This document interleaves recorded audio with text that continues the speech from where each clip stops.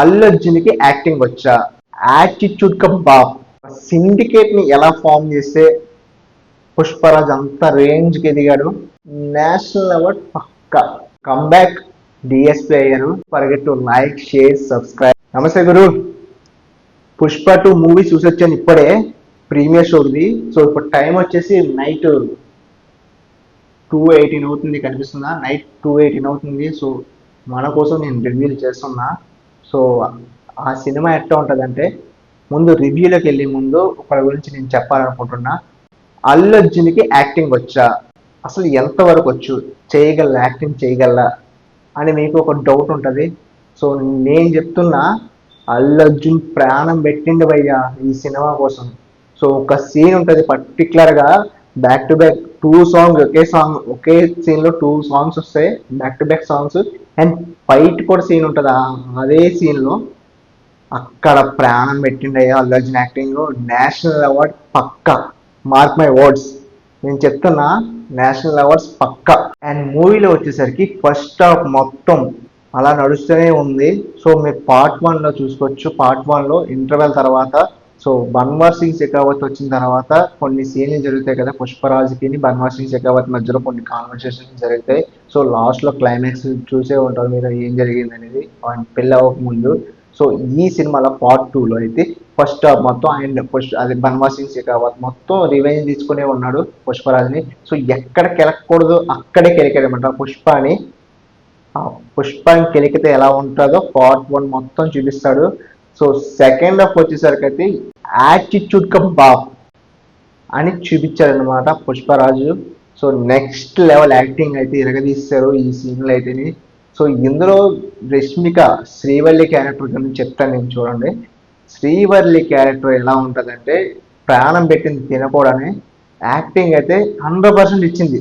ఒక్క మొగుడికి భార్య ఎట్లా ఉండాలో అట్లా ఉందన్నమాట.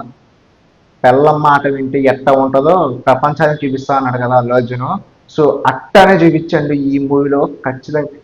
మీరు దీని శ్రీవల్లి యాక్టింగ్ కూడా 100% ఇచ్చింది తెలుసా.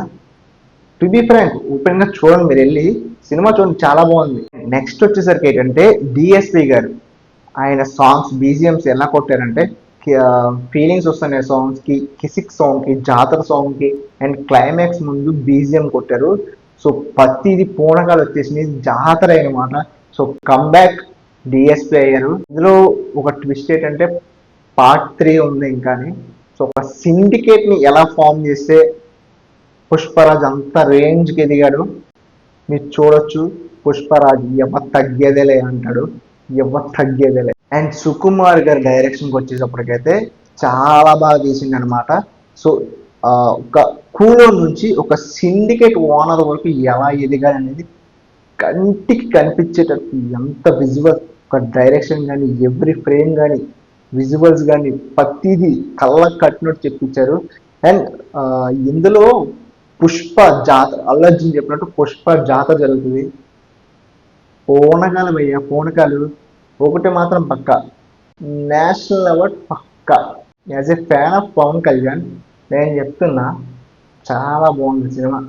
యాక్టింగ్ అప్పుడు ఆర్ఆర్ఆర్లో నాటు నాటు సాంగ్కి ఎట్లా అయితే అవార్డు వచ్చింది, నేషనల్ అవార్డు, ఇప్పుడు ఈ సినిమాలో పుష్ప జాతర సాంగ్కి, ఆయన యాక్టింగ్కి నేషనల్ అవార్డు ఖచ్చితంగా వస్తుంది, పక్కా వస్తుంది.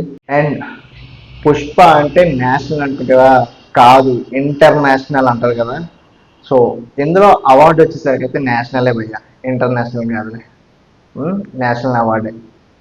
సో ఓవరాల్ రివ్యూ వచ్చేసరికి అవుట్ ఆఫ్ 5 3.5 ఇస్తా. ఎందుకు 3.5 ఇస్తున్నాను అడుగుతాం. 3.5 ఎందుకు ఇచ్చానంటే, కొంచెం లాగ్ అయింది ఒక్కొక్క సీన్లో, క్రింజ్ వీడియోస్. నెక్స్ట్ వీడియో మనం చేద్దాం, దాని గురించి చెప్తాను నేను, చేద్దాం. సో నెక్స్ట్ వీడియో మనకి రావాలంటే don't forget to like, share, subscribe to review Raj YouTube channel for more exciting reviews. So గంట కొట్టడం మర్చిపోకండి భయ్యో.